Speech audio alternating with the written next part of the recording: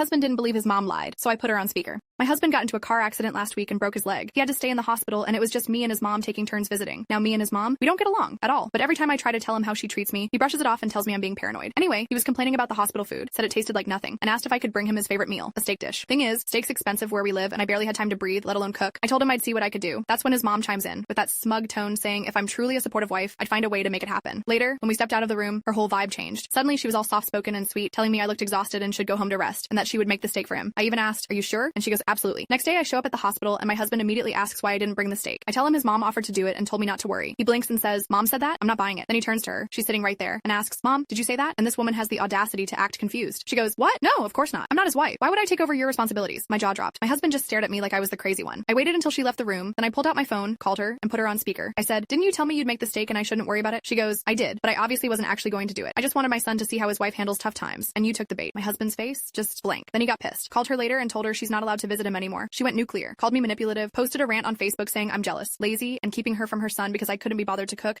Now his whole family is coming after me.